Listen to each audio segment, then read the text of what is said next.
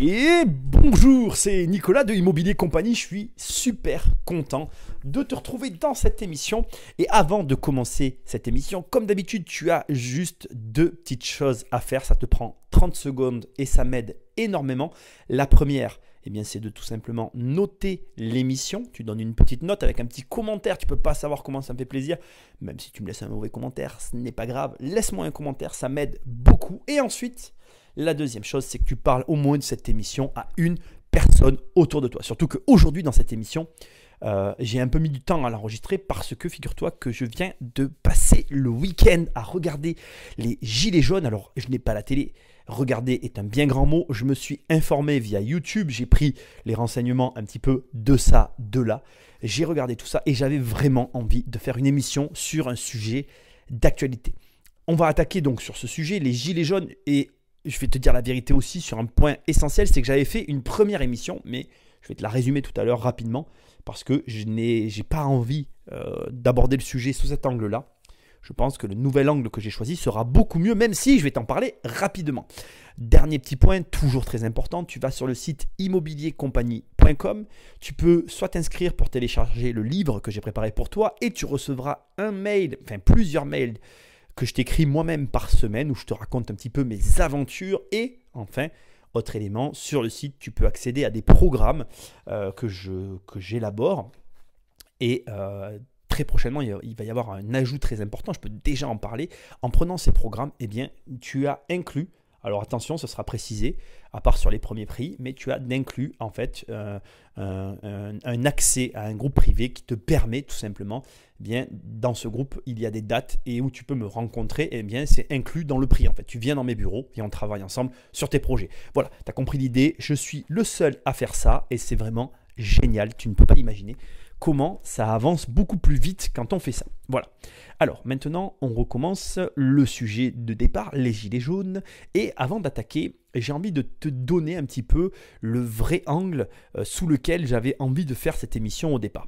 Je veux que tu saches une chose me concernant, c'est que je suis totalement apolitique. Alors ça va peut-être te faire rire, je vais te raconter une petite histoire me concernant. En 98, si je ne te dis pas de bêtises, ou 96, il y a eu des élections, il y avait Lionel Jospin, j'étais gamin, et j'étais vraiment un gamin, et je m'étais pris de passion pour les élections. J'avais acheté il y avait les guignols de l'info à l'époque qui avaient fait des résumés de programmes drôles, je les avais achetés, j'étais passionné de politique, j'étais à fond là-dessus, je m'étais intéressé à la politique. Il y avait Lionel Jospin, il y avait à l'époque, il y avait comment il s'appelle, Philippe Devilliers, qui à la suite de ça, je crois qu'il avait fait faillite, il avait demandé des fonds pour ce. Il y avait eu toute une histoire, enfin c'était énormissime, j'avais adoré à cette époque-là ces présidentielles-là. Ne me demande pas pourquoi, j'étais gamin, c'était comme ça. Et sinon, j'ai toujours détesté la politique pour plusieurs raisons. La première, c'est que, en fait, tu ne connais peut-être pas mon histoire, mais tu la connaîtras très, très, très, très prochainement. Bref, c'est pas le propos. Mais parce qu'une personne très proche de moi a eu des liens avec la politique et j'ai mieux que personne pu voir le mal que peut faire ce genre d'activité. Et deuxièmement, il y a une chose très importante, c'est que si tu veux, je considère que la politique, c'est comme la religion. Tu choisis d'y croire ou de ne pas y croire. Je ne suis pas croyant, c'est-à-dire qu'un homme politique qui me parle, je ne crois en rien de ce qu'il me dit. Voilà, en tout cas d'un homme politique français, il ne me donne pas envie d'adhérer à sa cause. Enfin, en tout cas, je n'ai pas encore rencontré un qui me donnait envie d'adhérer à sa cause. Ça peut changer ça, hein. Tu peux tomber sur un mec qui va te dégager ce que tu attends. Et dans ces cas-là, je ne dis pas que je suis hermétique à ça. Je dis qu'aujourd'hui, il n'y a aucun homme politique qui n'a jamais créé en moi le désir que je m'engage, que je dise, voilà, je crois en cette cause et je vais la défendre. Je suis quelqu'un qui peut se battre pour une cause, quelle qu'elle soit, et qui peut aller très loin pour cette cause-là. Mais quand tu as en face de toi, on va en parler d'ailleurs, tu as le genre de personnes que nous avons, alors tu n'es peut-être pas d'accord avec moi, mais en tout cas c'est ce que je considère, il n'y en a aucun moi qui me donne envie de me battre pour leur cause, voilà, peu importe les partis, et enfin on va venir sur les partis, pour moi c'est de la foutaise. Moi j'ai fait de la natation, donc je parle souvent de mes collègues de natation, mais tu peux apparenter ça à une classe, donc on était 28 nageurs. Aujourd'hui, sur ces 28 nageurs, il y avait effectivement des gens que j'aimais bien, des gens que j'aimais pas. J'ai eu des problèmes avec certains d'entre eux, pour des conneries d'ailleurs, et d'autres avec lesquels ça se passe très bien. Mais globalement, si tu les mets tous dans une pièce, c'est mes potes. Et quand tu sais que tous ces mecs sortent de la même école, si tu crois que en fait, ces gens-là ne s'entendent pas, pour moi, enfin en tout cas, tu ne me feras jamais avaler qu'il y a une désentente. Il peut y avoir des désaccords sur des points, mais il y a une entente qui est pour moi réelle au niveau de ces personnes. Et donc du coup, Pour moi, les partis, c'est aussi ridicule finalement que cette histoire de gens qui croient et qui ne croient pas. Je respecte les gens qui croient en des idées ou en des religions, donc tu peux croire et avoir des idées politiques, ça ne me pose aucun problème, mais moi personnellement, je n'appartiens pas à ces personnes-là. Alors, comment je voulais finalement attaquer ce sujet? Je voulais attaquer le sujet d'un point de vue révolutionnaire et donner mes idées sur comment je mènerais la révolte si j'étais à la tête des Gilets jaunes. En plus, en ce moment, je lis des livres sur la stratégie de guerre, donc je suis j'aime beaucoup ce genre de truc. Je pense que ça m'aurait plu d'être à la tête d'une armée, alors je me suis amusé un petit peu à faire. Mais j'ai pas envie d'aborder ce sujet sous cet angle-là. Ça prenait une tournure révolutionnaire, chose que je ne suis pas vraiment. Et surtout, ça donnait pas une très bonne, comment dirais-je, c'est pas comme ça que je voulais aborder le truc. Ça n'avait pas d'intérêt en fait, je trouve que c'était nul. Donc tu vois le sujet, comment je vais l'aborder. Donc bref, qu'est-ce que je te disais dans cette émission? Je te disais que par exemple, moi j'utiliserais le Bitcoin comme moyen de révolution. Tu vois. Pour moi aujourd'hui, on n'a pas de proposition sous cet angle-là, mais proposer par exemple que tout le monde ne fasse que des achats en Bitcoin, j'ai envie de te dire, tu es porteur de ton argent, donc à partir de là, l'État ne peut pas te contraindre à payer telle ou telle taxe. Alors j'ai conscience que c'est un mauvais conseil, mais tu vois l'idée. Utiliser le Bitcoin comme moyen de pression sur l'État. Parce qu'à partir du moment où on se paye tous en Bitcoin, j'ai envie de te dire, les hommes politiques, en tout cas, ils n'ont plus notre argent pour se payer. Donc après, ils se démerdent, hein, chacun son problème. Et du coup, on règle grandement la solution, parce que si tu alimentes plus la machine, quel État? Effectivement, les fonctionnaires seront plus payés, donc ça pose problème. Mais du coup, tu redeviens maître de tes finances. Et du coup, tu voyais l'idée. Bon, je ne vais pas développer, ce n'est pas le but de cette émission. Après, je parlais aussi de, par exemple, si j'avais été gilet jaune, qui est au-dessus des hommes politiques? Pose-toi la question, à quel moment un homme politique est vulnérable, tu vois? Parce qu'aujourd'hui, on est dans un bras de fer, et c'était les questions que je posais dans l'émission. Je disais, quand tu t'attaques à quelqu'un, il faut toujours savoir qu'est-ce qui le rend vulnérable. À quel moment cette personne est vulnérable? Elle est vulnérable face à son médecin. Son médecin a le dessus sur lui. L'homme politique, à quel moment il est vulnérable devant son médecin? Donc fais rentrer la médecine dans la danse et tu vas voir que là, les choses vont être différentes. Parce que là, les hommes politiques, s'ils ont quand même besoin de se soigner, et là, s'ils n'ont plus de médecin, là, ils vont devoir réagir. Parce que les médecins sont au-dessus d'eux socialement. Qu'on le veuille ou qu'on ne le veuille pas, tout homme politique a besoin de se soigner, etc. Bon, c'est peut-être pas, c'est des idées très, très violentes, c'était pas, voilà, je veux pas partir là-dedans, il y en avait une troisième, on arrête là, ça suffit. Alors moi aujourd'hui, au moment où je te parle, j'ai regardé beaucoup de vidéos, et j'ai vraiment envie, tout simplement, de faire une émission un petit peu, pas de décryptage, mais d'apporter ma pierre de compréhension à l'édifice. Et j'insiste, si tu trouves que cette émission elle a un quelconque intérêt, partage-la. Prends l'émission, copie-la sur ton mur, et dis à des gens, écoute ça, c'est intéressant, parce que moi, j'ai écouté tous les gilets jaunes, et avant qu'on commence, j'ai une chose à dire qui est hyper importante avant qu'on commence. Si tu te dis, Nicolas, ok, je vais t'écouter, mais je veux savoir une chose. Tu es pour ou tu es contre? Est-ce que tu es pour les gilets jaunes ou est-ce que tu es contre les gilets jaunes? Alors moi, je te le dis, je suis pour ce mouvement. Et je crois vraiment que 84% des gens sont réellement pour ce mouvement. Et même, je vais dire une chose qui est peut-être très drôle, je pense, en fait, que tout le monde est pour ce mouvement. Les seuls qui sont contre ce mouvement sont ceux qui ont un intérêt contradictoire. On va en parler tout à l'heure. Donc, à partir de là, l'émission commence. Et donc, je vais commencer l'émission avec la phrase par laquelle je vais la conclure. C'est hyper important. Écoute bien cette phrase. Et ça sera la conclusion de cette émission. Et je le fais exprès parce que je veux que cette phrase, tu te la mettes dans la tête. Aucun peuple ne devrait avoir peur du gouvernement.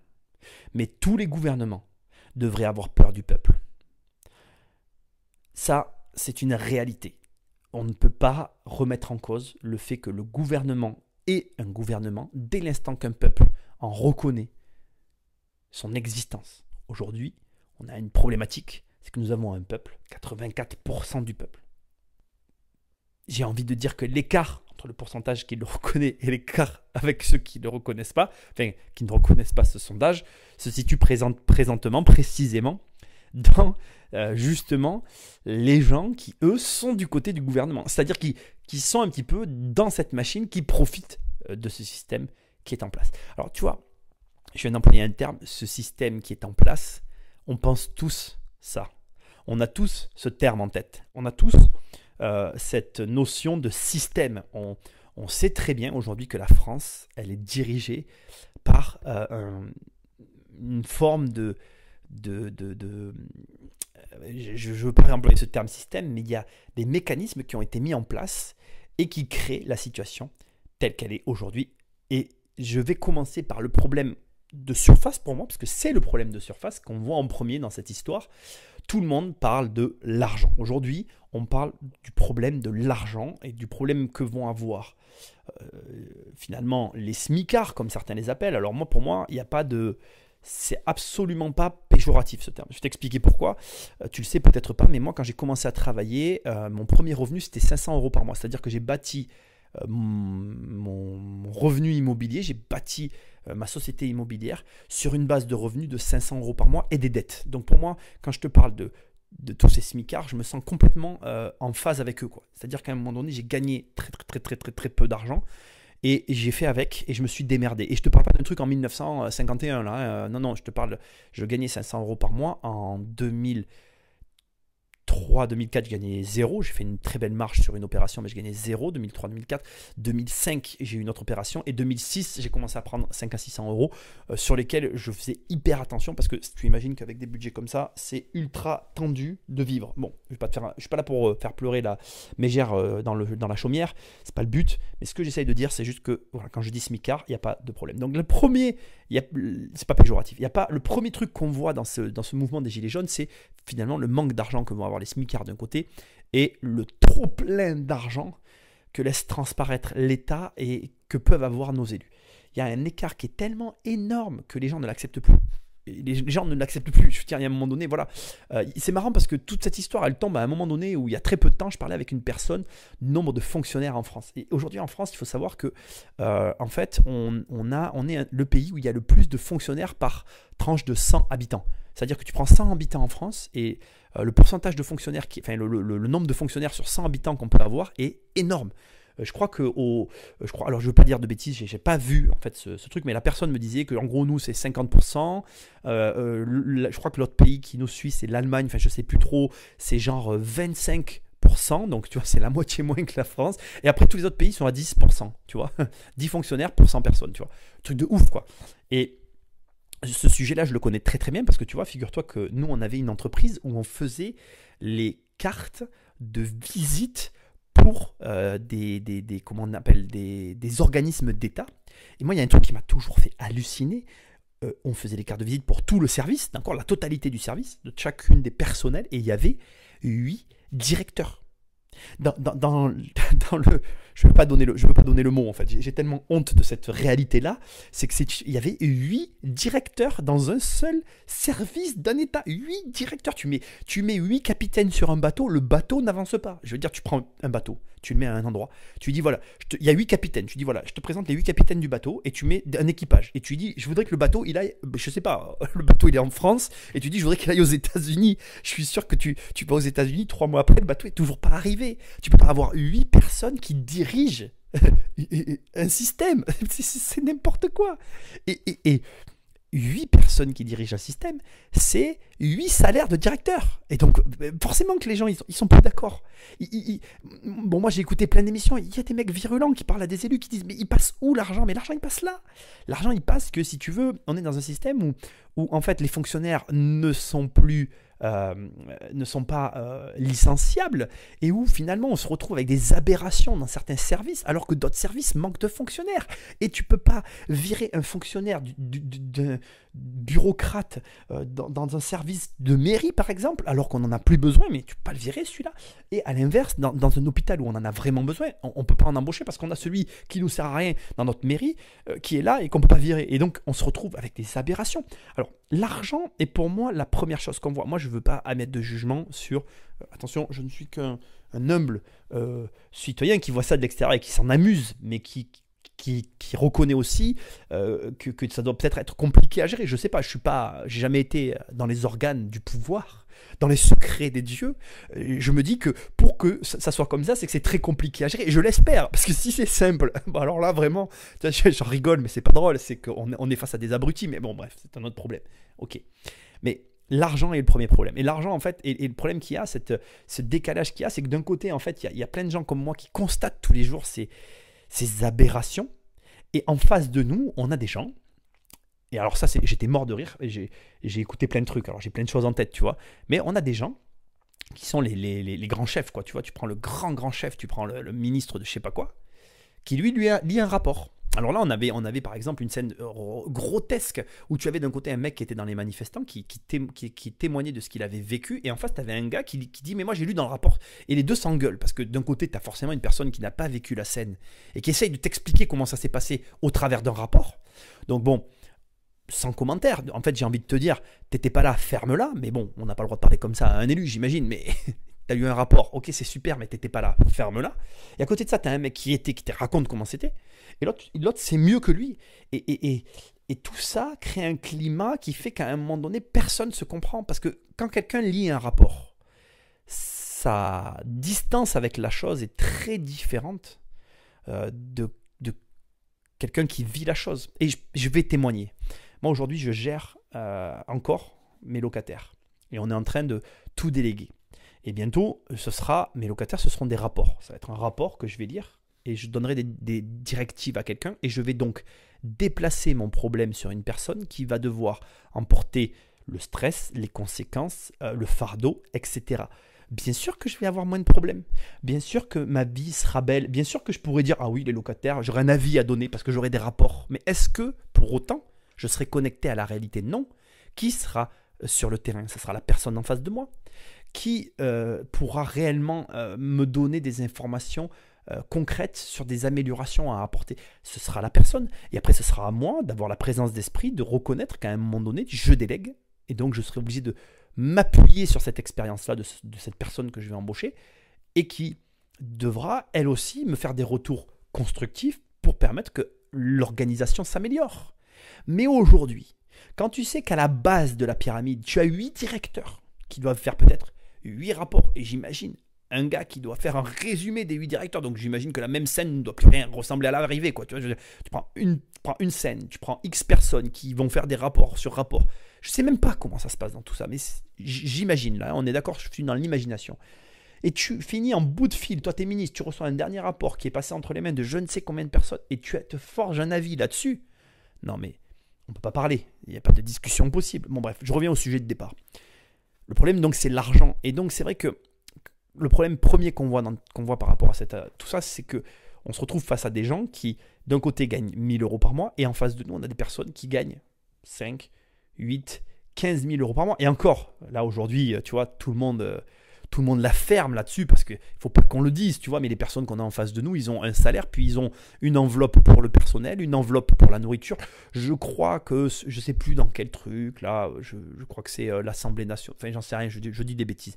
Mais il y a un des trucs là où, en fait, ils ont 3 enveloppes, donc leurs revenus, leurs frais de bouche, donc c'est genre 5 ou 8 000 euros, je ne veux pas dire de bêtises, mais c'est énormissime. Moi, j'ai jamais mangé pour 8 000 euros par mois, hein.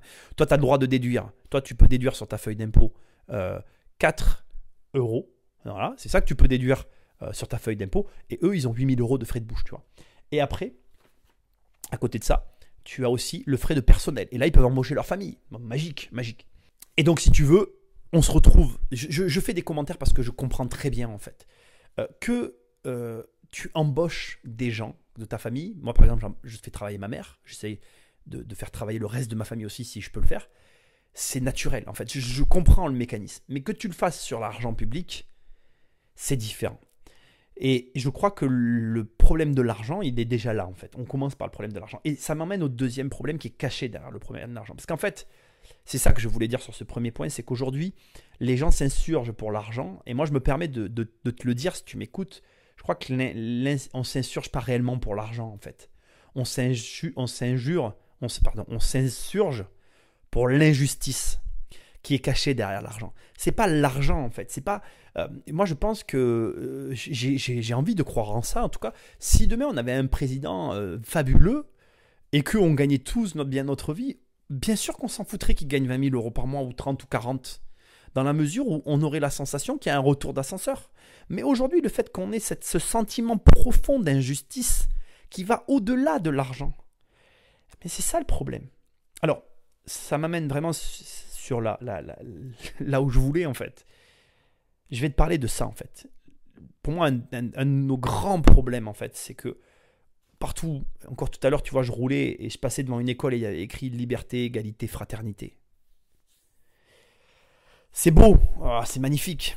Je trouve ça génial d'avoir un slogan comme celui-là, mais tu peux pas avoir ces trois valeurs ensemble.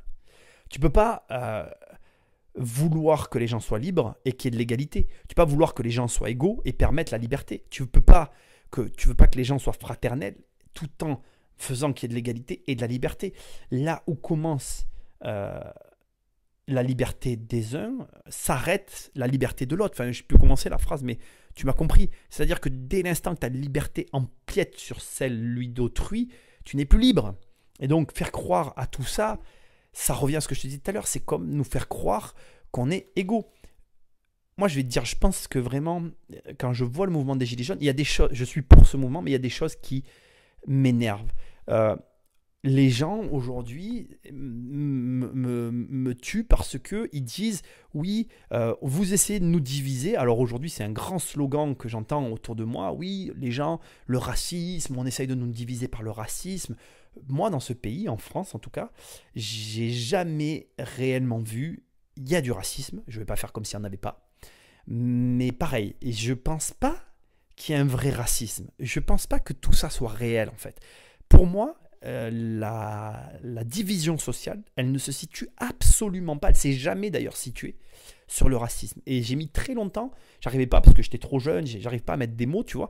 Aujourd'hui, pour moi, la division sociale, elle a toujours été en France sur les riches et les pauvres. Pour moi, aujourd'hui, on a toujours fait en sorte qu'il y ait d'un côté la classe patronale et d'un autre côté la classe ouvrière. On a tout fait pour que ces deux-là ne se parlent jamais.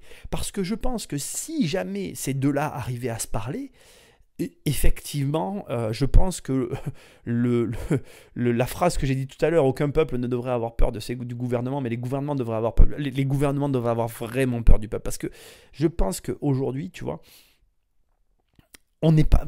Tout ce que je suis en train de te dire se cristallise à cet endroit-là. Regarde, je t'explique. Regarde.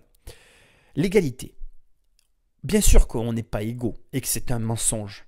Si tu nais dans une famille de personnes qui, je sais pas, qui sont handicapées par exemple, tu vas pas avoir le même début dans la vie que si tu nais dans une famille de personnes qui sont en bonne santé.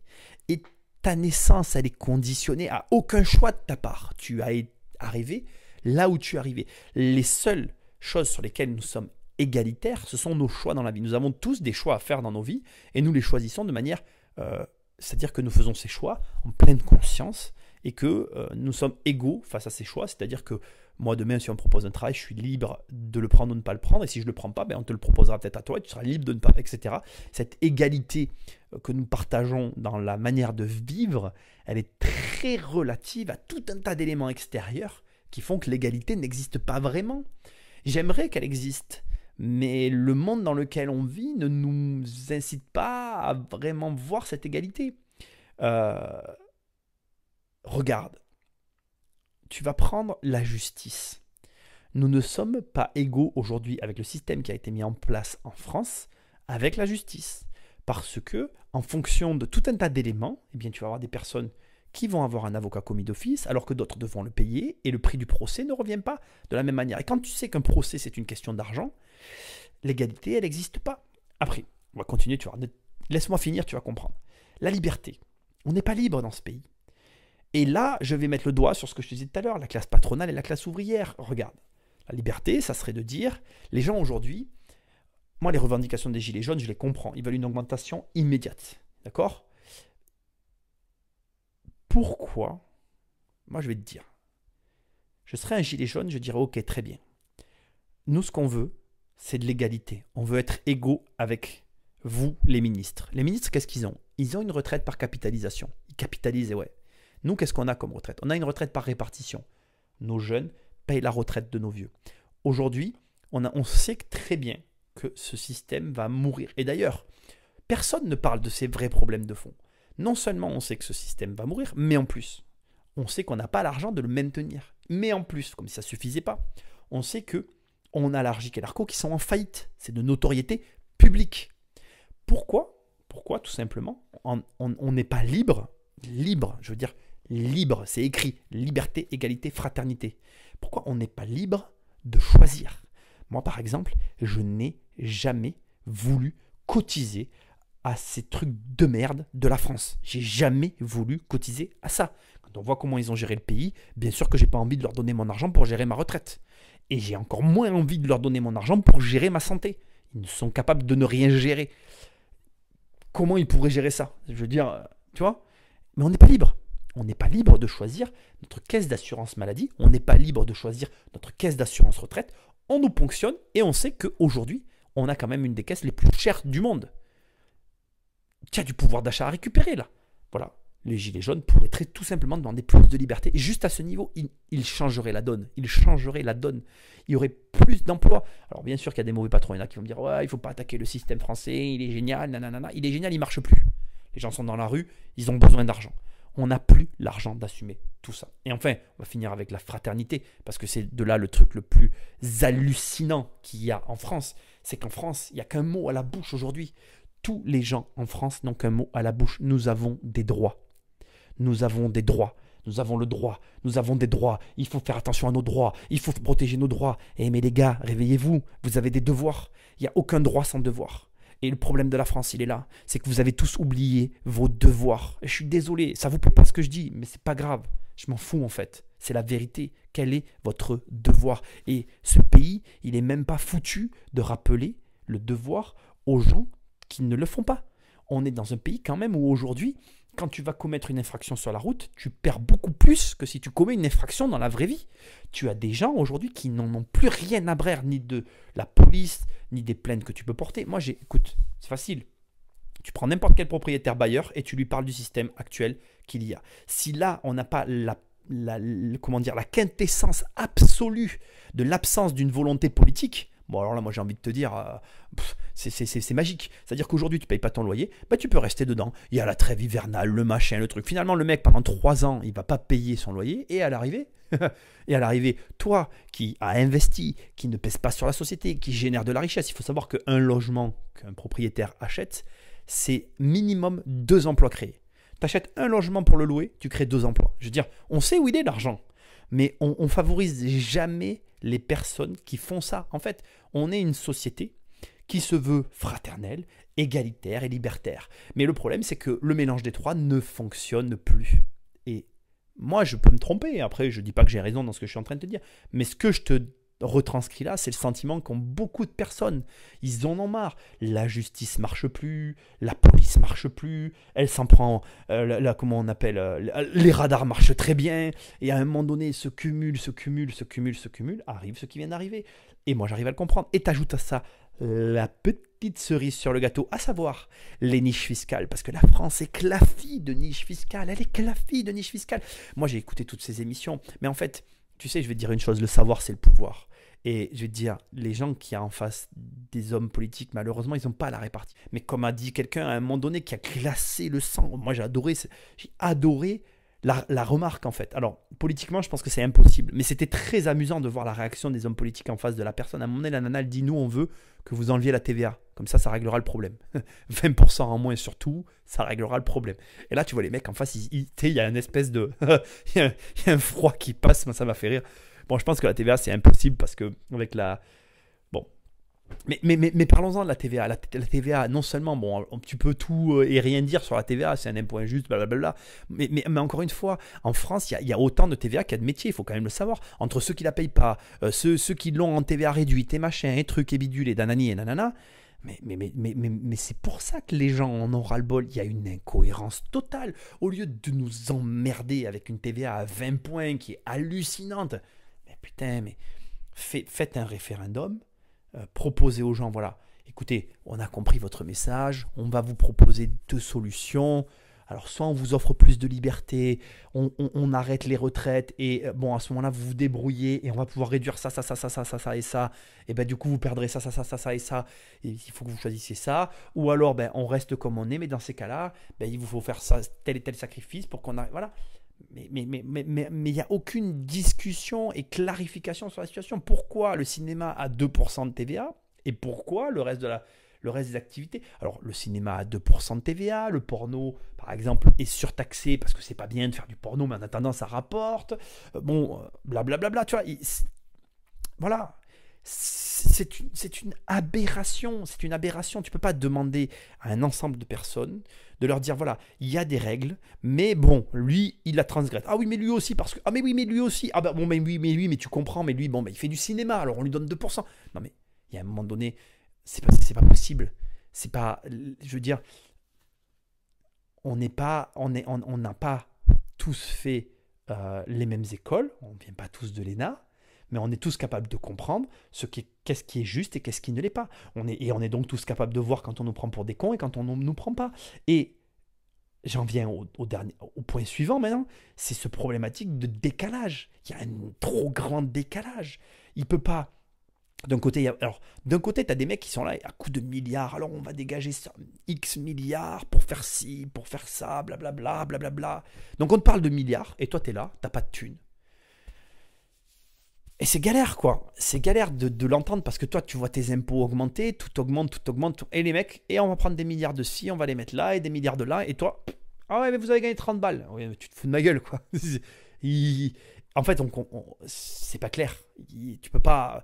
Et ce manque de clarté, en fait, moi maintenant, je vais mettre les pieds dans le plat parce que c'est pour ça que j'ai fait cette émission et j'ai voulu la faire. C'est que, en fait, je reviens à tout le début de tout ça, cette division qu'il y a entre les riches et les pauvres.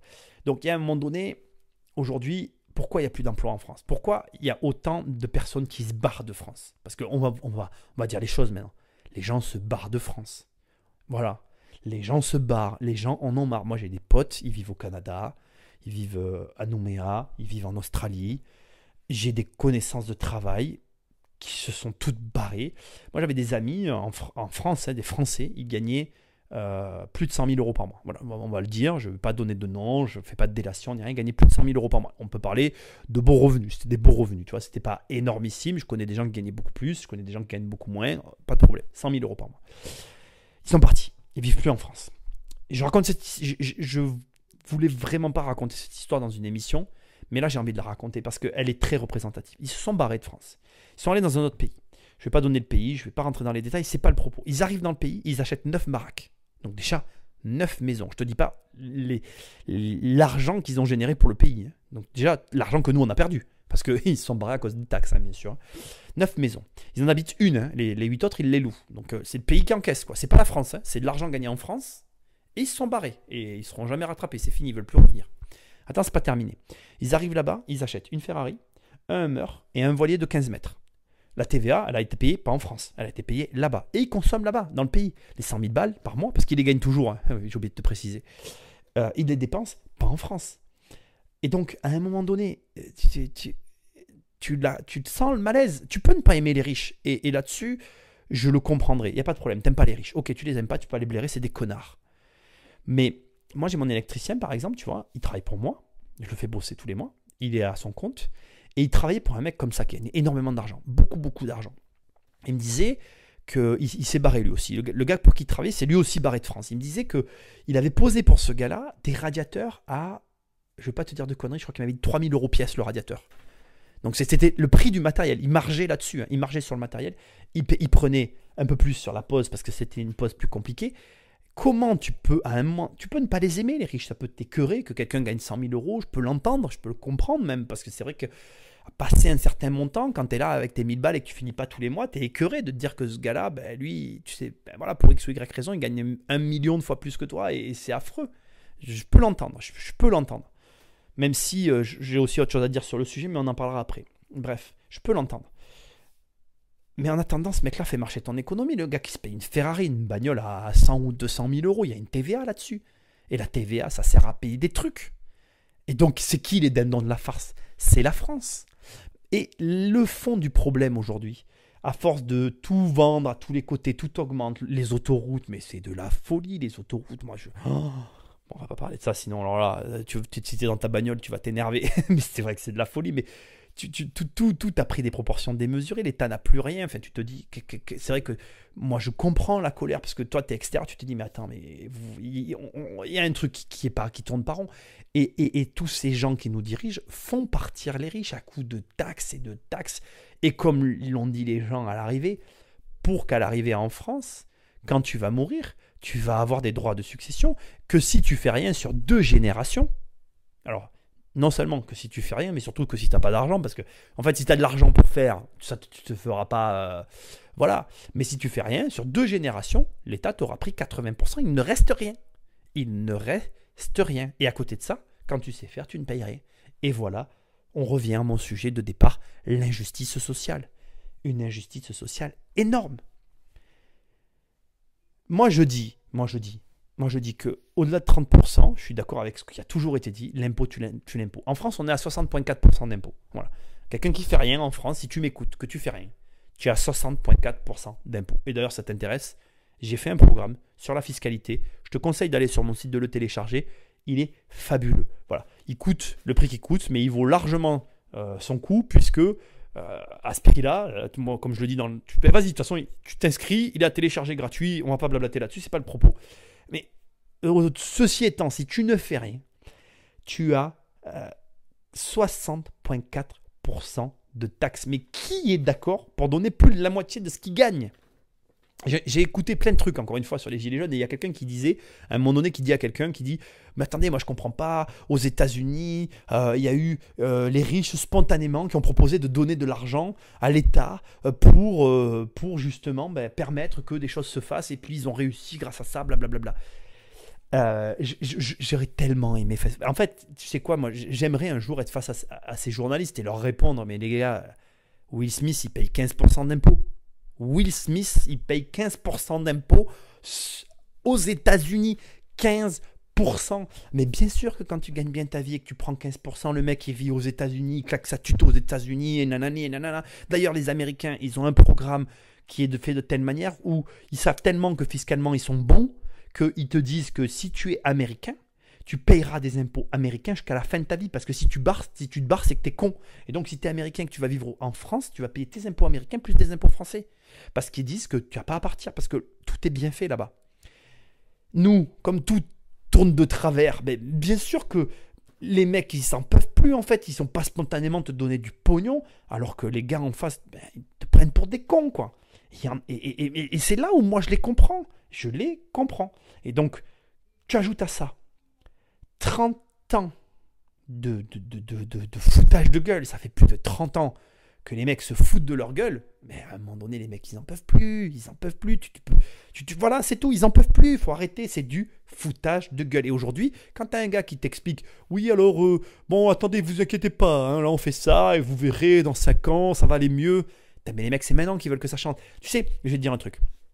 Moi, j'ai vécu le changement de l'euro. Et tu vois, c'est là où tu vois que les hommes politiques, c'est vraiment des... Je suis désolé, les gars, si t'es politique et que tu m'écoutes, je vais te dire un truc. Vous êtes vraiment des abrutis. L'euro, ça a été votre plus grosse erreur.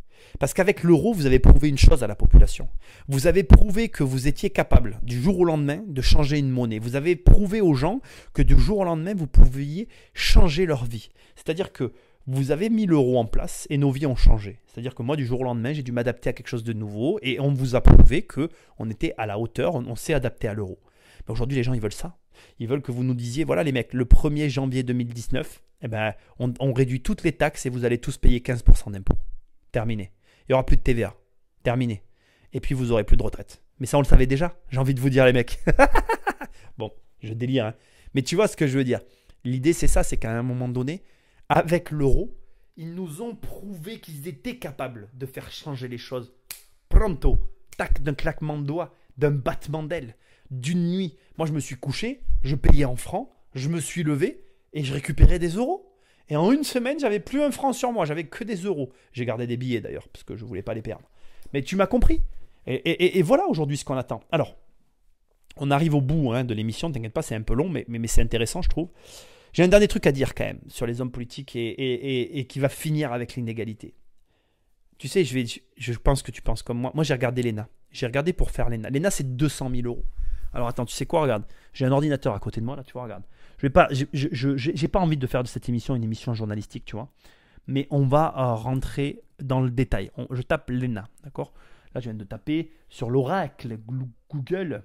Je tape, et précisément, regarde, je vais te dire ce que je tape. Je tape prix l'ENA école, tu vois, regarde. Google vient de me donner la fin du truc, tu vois. Prix l'ENA école. Donc là, il fait sa petite recherche.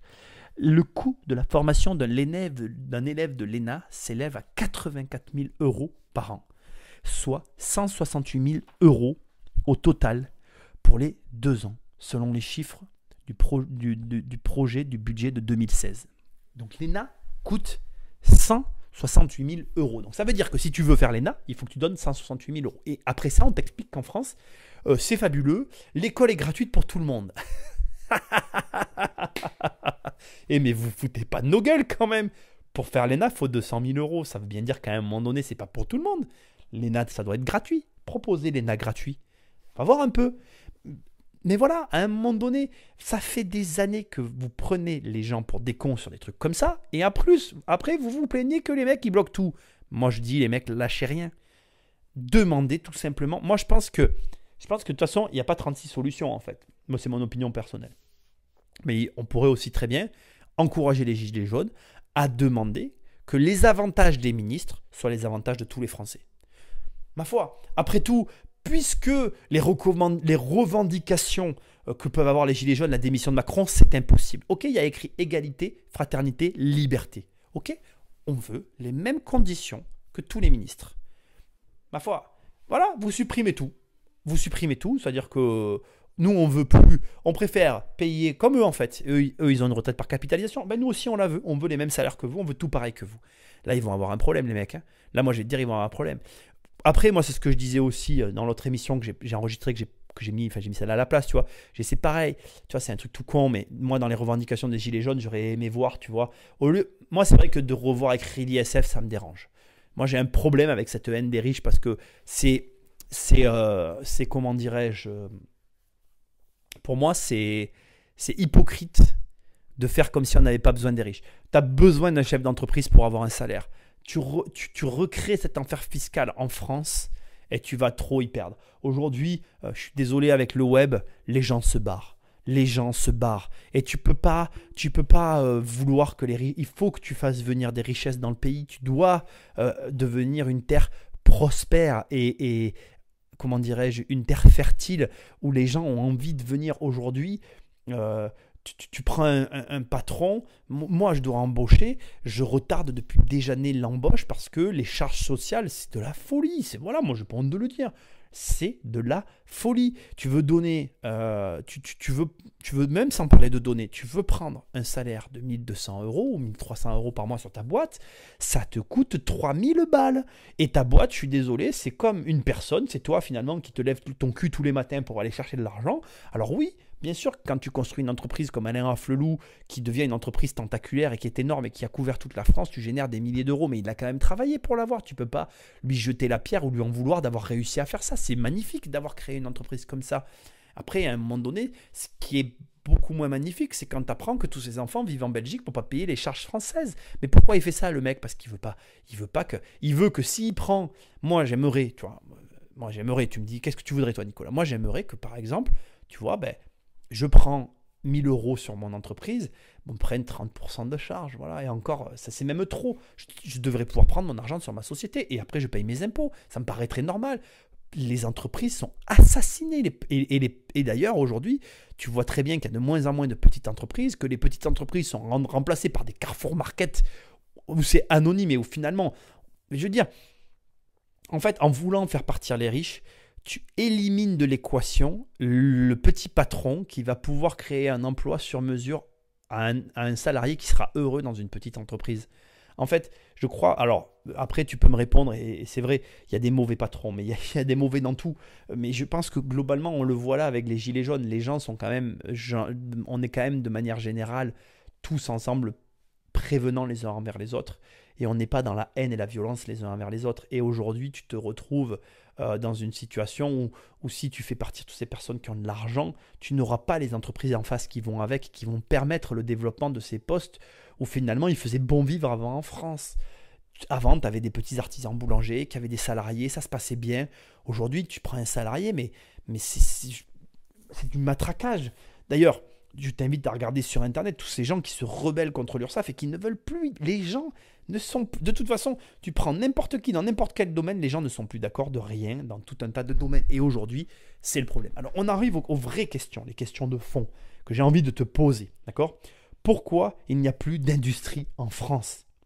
Pourquoi il n'y a plus d'industrie en France? Mais parce que les gens, encore une fois, les industriels se sont barrés. Ils sont allés à des endroits. Regarde Renault, ils ont construit des usines en Roumanie parce que ça coûtait moins cher d'aller faire construire là-bas. La France, elle est trop onéreuse, elle coûte trop cher. Et donc, voilà.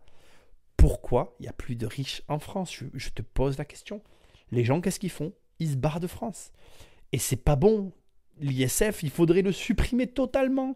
C'est pas ça qui est. Enfin, moi, là-dessus, c'est le seul point sur lequel je suis pas d'accord. Il faudrait entièrement supprimer l'ISF. Voilà. Revoir tous les impôts et proposer des vraies mesures. Voilà. Des vraies mesures qui permettent que les riches reviennent et qui créent des richesses. Pourquoi il n'y a plus d'argent? Parce que c'est lié aussi. Pourquoi il n'y a plus d'argent? Pourquoi il n'y a plus de fonctionnaires? Alors, quand je dis qu'il n'y a plus de fonctionnaires, pourquoi il y a trop de fonctionnaires dans des institutions où on s'en fout? Et pourquoi il n'y a plus de fonctionnaires dans les hôpitaux, dans les écoles, les endroits où on en a besoin? On a besoin de fonctionnaires. Pourquoi il n'y a plus de services? Et là, on touche du doigt le vrai problème. Pourquoi il n'y a plus de services? J'ai écouté dans tous les trucs, moi j'aime beaucoup les contre-avis. J'ai écouté quelqu'un qui disait que le capitalisme à outrance, c'était une hérésie. Et que notre système français, il fallait le préserver à tout prix. Et donc, bien évidemment, la personne tirait à boulet rouge sur les entreprises du GAFA. Et elle disait que nous, c'était fabuleux. Moi, j'ai une réflexion à te dire. Les entreprises du GAFA que vous détestez tant,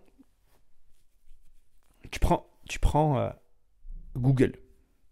Google, aujourd'hui, avec YouTube, elle a généré plus d'emplois, à mon avis, en France que le gouvernement. Ouais, je rigole, mais c'est pas drôle. En tout cas, elle génère des emplois. Oui, ils ne payent pas les impôts en France, mais Google te permet de créer une entreprise sur Internet pour 29 euros et pas le gouvernement. On va prendre Amazon. Amazon, aujourd'hui, elle permet de créer des dépôts qui font vivre les petites villes et à terme, elle va concurrencer les grandes surfaces. Les grandes surfaces comme Carrefour, Géant, j'ai rien contre eux, mais on détruit plus d'emplois dans le centre de nos villes avec l'aide de nos gouvernements que Amazon qui lui s'installe et te propose de devenir, ah oui, c'est pas des boulots de ouf, hein, manutentionnaire, livreur, mais quand tu travailles dans une usine, moi j'ai fait des boulots de merde aussi, j'ai vendu des chaussures pour 800 et quelques euros par mois, hein, 25 heures, ça fait pas rêver quoi, ouais ça fait pas rêver. C'est du travail.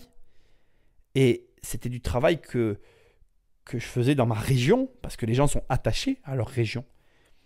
Quand tu crées une zone, moi je vois dans ma ville, il y a des zones qui ont été créées, le centre-ville est détruit. D'ailleurs, nous, on a fermé nos bureaux en centre-ville, on est en train de les fermer, et je n'en peux plus de cette politique de matraquage de PV, de payer la place de parking, payer le parc-mètre, payer. Ben, je me suis cassé, j'ai fermé mon bureau. Et les bureaux que nous on avait, l'entreprise qu'on avait, on l'a vendu et on proposait un service. Il n'y en a plus dans le centre-ville. Le service que je proposais, il n'y en a plus. Je pouvais faire jusqu'à 500 euros par jour avec ce service. Je l'ai même arrêté tellement ça m'a saoulé. Ça m'a saoulé. Et donc, on se rend compte que quoi? On se rend compte que peut-être qu'un homme politique va écouter cette émission, on va dire oui mais Nicolas, c'est pas le train de vie de l'État qui a fait qu'on en est arrivé là. Mais j'en sais rien ce qui a fait qu'on en est arrivé là. Mais en tout cas, moi je pense que les gilets jaunes, ils n'ont plus envie, ils veulent plus que ça continue. Voilà. Aujourd'hui, ils veulent un vrai changement. Ils veulent pas des promesses, ils veulent pas des idées, ils veulent pas demain, ils veulent pas dans 30 ans, ils veulent pas dans 5 ans. Non, ils veulent que maintenant, tout de suite, comme l'euro a été mis en place, c'est-à-dire qu'on nous a dit semaine prochaine vous passez à l'euro, semaine prochaine on est passé à l'euro. Ils veulent qu'on leur dise semaine prochaine il n'y a plus de TVA. Semaine prochaine vous êtes libre de cotiser. Alors moi c'est mes idées, attention. Moi c'est vrai que je suis quelqu'un qui pense que je pense que tu dois laisser la liberté aux gens. Je veux dire aujourd'hui l'État a créé l'URSSAF, l'État a créé le RSI, qu'on voit le fiasco total qu'a été cette chose immonde. Les gens en peuvent plus de toute façon de tous ces trucs-là. Ils ont créé tout ça, très bien, ils s'en sont très contents, très bien, mais gardez-le pour vous. Mettez-vous, hommes politiques au RSI, à l'URSSAF, payez vos charges et après on en reparle. Mais arrêtez d'être des moralisateurs qui sont des grands faites ce que je dis, mais ne faites pas ce que je fais. Parce que c'est ça aujourd'hui. Voilà, c'est qu'on a en face de nous des gens qui nous disent de faire des choses qu'ils ne font pas eux-mêmes. Et ça suffit. Quand je suis désolé, il y a plein de gens qui nous parlent de la grandeur de la France, mais quand on te parle de la grandeur de la France, et que tu prends un mec comme Napoléon, il était sur les champs de bataille. Il était au milieu de ses hommes. Et si ces hommes l'aimaient, c'est parce que Napoléon ne faisait pas que donner des ordres. Il était en première ligne. Il était avec eux. Aujourd'hui, on a des énarques qui sortent d'une école à 160 000 euros que personne ne peut se payer, qui nous font la morale, qui parlent d'une manière c'est très bien, ils parlent bien, c'est très bien, ils ont qu'à écrire des poèmes, on verra s'ils arrivent à en vivre, s'ils sont si forts que ça, ils feront des très bons poèmes, mais on n'en a rien à foutre en fait. Ce que les gens veulent, ce que tout le monde voudrait, c'est qu'il y ait des gens en face de nous qui soient des vrais gestionnaires et qui soient capables, à un moment donné, bien de nous apporter des réponses. Parce qu'aujourd'hui, on a beaucoup de questions, mais on n'a pas de réponses. Alors moi, je suis très fort pour poser des questions, je ne suis pas très fort pour amener des réponses, mais je pense que j'en ai une quand même qui peut-être clôturer cette très très longue émission. Je pense qu'aujourd'hui, le vrai problème de la France, c'est que homme politique, c'est un métier. Et que, comme tout métier, il est facile de comprendre que lorsque on veut faire carrière, notre carrière passe avant parfois des intérêts qui sont les intérêts premiers de la fonction. En d'autres termes, je pense que quand tu es homme politique et que tu veux faire carrière politique, tes intérêts de politicien sont supérieurs aux intérêts du peuple. Et que c'est le vrai problème. Ensuite, je pense et je reste conscient qu'il n'est pas possible, paradoxalement, avec ce que je suis en train de dire, de ne pas donner de l'argent à quelqu'un qui va en tout cas porter ce genre de fonction. Parce que si tu payes trop la personne, comme c'est le cas actuellement, il se passe ce qui est en train de se passer actuellement. C'est-à-dire qu'on se retrouve dans une situation où finalement, les personnes jouissent d'avantages tellement énormes que ces avantages deviennent la raison d'être, en tout cas la raison ou la motivation première de la personne qui prend le poste. Et à l'inverse, si tu ne les payes pas assez, les gens vont être désintéressés par la fonction et ne vont pas peut-être donner toute leur capacité, ne vont pas se la donner de la même manière s'ils ont un mauvais salaire que s'ils ont un bon. Moi, je pense qu'entre les deux, il y a quelque chose. Et je pense que quand on voit des ministres qui ne sont même pas capables de te donner le montant du SMIC, non, mais c'est vrai qu'on est à 3000 lieues de la réalité.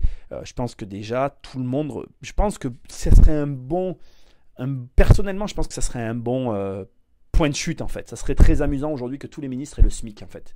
Et que du coup, s'ils vivaient avec le SMIC, c'est-à-dire qu'on obligerait nos ministres à avoir le SMIC et à vivre avec le SMIC, alors ils comprendraient la situation et peut-être qu'ils verraient les choses différemment. Et de la même manière, j'aimerais qu'il y ait des ministres qui soient chefs d'entreprise et qui aient à payer tout ce que payent les chefs d'entreprise. Parce que c'est bien beau de mettre en place des mesures qu'on ne subit pas, mais faire subir aux autres sans avoir conscience de ce qu'on fait porter à quelqu'un, c'est exactement ça en fait. C'est si tu prends une pierre et toi de l'extérieur tu regardes la pierre et tu dis je peux la porter, donc tu la portes. Mais tu la portes jamais la pierre. Et le mec après te dit moi je suis fatigué. Ben, tu vas lui dire non, t'es pas fatigué, je t'assure que tu peux la porter. Mais tu l'as déjà portée toi? Non, jamais. Bon ben voilà, il y a un problème, tu vois. Fais porter la pierre à la personne et après on parle. Et ce décalage-là, il est réel. Je vais finir par illustrer mes propos avec 2 exemples criants et après je conclurai avec ma petite phrase. Tu sais, il y a un moment donné, il y a eu un truc il y a quelques années en arrière, il y a longtemps, enfin je sais plus quand, bref, peu importe, ça revient de temps en temps d'ailleurs sur l'actualité. Il était question en fait que les hommes politiques taxent les résidences principales déjà payées. Créer une taxe pour que quelqu'un qui a payé sa RP la paye finalement deuxième, et un loyer à donner à l'État en fait, tu vois. Et en fait, ce qui est très amusant avec cette histoire, c'est que ce que les gens ne savent pas, quand ils en reparlent aujourd'hui, c'est que les hommes politiques avaient 2 choix en fait à cette époque-là. Ils avaient le choix entre créer cette taxe et ils avaient le choix avec le fait de prendre, d'avoir la capacité de prendre finalement de l'argent sur les comptes des gens qui ont plus de 100 000 euros sur les comptes. Alors l'histoire que je te raconte, elle ne s'est pas vraiment passée comme ça, on va être clair, je vais quand même le préciser, c'est un petit peu plus complexe que ça, mais je la raconte comme ça parce qu'elle va vraiment représenter mon idée. Donc tu prends cette histoire comme une représentation d'une idée. plus que comme la réalité, parce que la réalité est un petit peu décalée avec ce que je suis en train de dire. Mais c'est pas très grave en fait. Donc ils avaient le choix entre taxer les gens qui avaient payé le RP ou alors pouvoir prendre de l'argent, en tout cas une somme d'argent sur les gens qui ont plus de 100 000 euros sur un compte. Et le choix, il a été fait de manière très simple en fait. Il y a plus de 50% de gens qui sont propriétaires de leur RP aujourd'hui. Donc si tu fais passer cette loi, eh bien tu perds 50% de l'électorat. Alors que l'autre cas de figure, c'est moins de 10% de la population qui a plus de 100 000 euros sur ses comptes. Donc le choix a été fait comment? Il a été fait en fonction de l'électorat en fait. Mieux vaut perdre 10% d'un électorat et faire passer une loi qui te permettra finalement d'avoir les mêmes résultats, à savoir saisir X milliers d'euros sur les comptes de gens qui ont plus de 100 000 euros et tu n'auras que 10% des gens en colère, plutôt que faire passer une loi qui mettra 50% des gens dans la rue. Et c'est aujourd'hui, je crois que c'est ce que les gens ont ras-le-bol en fait de ça, c'est qu'il n'y a aucune volonté politique. La volonté politique, c'est de faire ce qui est bien pour le peuple. Et je pense que ni l'une ni l'autre de ces deux lois n'est bonne pour le peuple. Et quelqu'un qui agira pour le peuple et au nom du peuple ne vivra pas ce qui est en train de se vivre aujourd'hui. Je vais conclure avec un dernier exemple qui, celui-là, est vrai, retranscrit brut tel quel. Il faut savoir que les hommes politiques ne savent même pas qu'aujourd'hui, les fonciers sont les locataires des commerces qui les payent. C'est-à-dire qu'aujourd'hui, les hommes politiques en sont arrivés à un point où ils ont fait exploser l'impôt foncier des entreprises. Ils l'ont fait exploser sur les locaux professionnels. Les bailleurs, ils en ont ras-le-bol. Donc, qu'est-ce qu'ils ont fait? Comme c'est des baux de droit commun, ils font payer le foncier aux entreprises. Et finalement, quand tu parles avec un homme politique et que tu lui expliques ce qui s'est passé, lui ne le sait même pas en fait. Ah bon? Et c'est réel ce que je te dis. Hein. Un homme politique a réagi comme ça quand il lui a été dit ce que je suis en train de te dire. Je ne te raconte pas trop le contexte parce que tu as compris que j'ai pas trop envie de me mouiller dans cette histoire. Mais moi, ça me fait juste halluciner que quelqu'un qui est élu ne sache pas ça. Et ce sont toutes ces petites choses mises bout à bout qui, pour moi, créent la situation dans laquelle on se trouve aujourd'hui. J'avais vraiment envie de te faire une émission sur, finalement, l'actualité. Encore une fois, je sors un peu de mon contexte. Je n'ai pas de vraies idées politiques. Je n'ai pas de parti qui représente mes idées. Je ne suis pas un ultra-libéraliste. J'ai conscience qu'il y a des gens qui ont des galères et je pense qu'il faut payer des impôts. Mais je pense qu'au-delà de 30%, l'impôt tue l'impôt. Je pense aussi, en tout cas, comme j'ai dit dès le départ, je suis pour moi un sympathisant à la cause. Maintenant, c'est vrai que moi, je ferai les choses un petit peu différemment parce que je ne suis pas quelqu'un qui a envie d'aller dans la rue. Je ne suis pas quelqu'un qui a envie d'être violent. Je suis plus un bureaucrate, malgré tout. Quelqu'un qui est assis derrière un bureau et qui réfléchit que quelqu'un qui est dans l'action, même si j'aime le sport. Mais je pense que si je parle comme ça, c'est que je craindrais de me retrouver dans des risques ou dans des choses qui ne seraient pas, en tout cas, les choses que je cautionne. Voilà, je ne sais pas mon tempérament. Je vais juste finir avec une dernière chose, un petit problème aussi, encore énième problème que j'ai identifié sur tout ça, c'est qu'on a des écoliers à la tête de l'école, des gens, c'est un lapsus très rigolo, on a des écoliers à la tête de l'école, on a des écoliers à la tête de l'État, on a des gens qui n'ont font que aller à l'école et qui de l'école s'assoient sur un nouveau banc dans un hémicycle, alors ils donnent un nom compliqué à un truc tout simple, en fait ils s'assoient autour d'une table et ils parlent à voix haute et ils ne font que parler. Et le blabla, ça n'a jamais fait avancer personne. On n'a pas de gens de terrain qui sont là, on n'a pas de gens qui vivent le quotidien réel de la vie et qui du coup proposent des choses réelles. Je vais te parler d'un cas que je connais très bien et là je te promets, après je conclus. Souvent tu as des gens qui sont contre le sport ou en tout cas le sport à haut niveau mais eux-mêmes n'ont jamais pratiqué de sport. Moi j'entends des gens qui me disent la compétition c'est pas bien, ça crée de la rivalité. En fait les gens qui parlent comme ça, souvent tu remarqueras ce sont des gens qui n'ont jamais fait eux-mêmes de sport et qui n'y comprennent rien. Et c'est là où tu te rends compte en fait du danger de l'intelligence en fait. C'est que quelqu'un qui est trop intelligent et qui passe son temps à intellectualiser des choses de l'extérieur sans ne jamais les faire, mais il ne se rend même pas compte lui-même qu'il est complètement déconnecté de la réalité, que ce qu'il dit, quand il le dit face à quelqu'un qui vit la chose, mais c'est juste n'importe quoi. Et si on avait juste des gens qui connaissaient la réalité de la vie, qui venaient du terrain, des vrais gens, hein, pas des gens d'une certaine classe sociale, des vrais gens qui ont connu en tout cas des difficultés, je pense que les choses seraient différentes. Allez, je conclue en te disant une chose toute simple. Aucun peuple ne devrait avoir peur du gouvernement, mais tous les gouvernements devraient avoir peur du peuple. Moi, comme d'habitude, je te fais des bisous. On se retrouve sur mon site immobiliercompagnie.com. Ça n'a rien à voir avec ça, mais c'est un site quand même qui t'aide à augmenter tes revenus. Partage ce petit aparté que je me suis autorisé sur cette actualité. Moi, je continue à suivre finalement cette histoire des Gilets jaunes avec grand intérêt. Je pense que vous n'êtes pas seuls, les mecs. Je pense qu'il y a beaucoup de gens derrière vous qui ont envie que les choses changent. Et j'espère que vous arriverez à faire que les choses changent dans le bon sens du terme, même si je ne suis pas d'accord forcément avec tous les points qui ont été mis sur la table. Mais en tout cas, ça a le mérite d'être un petit peu brouillon, mais clair quand même. Allez, je vous fais des bisous. À très bientôt. Salut!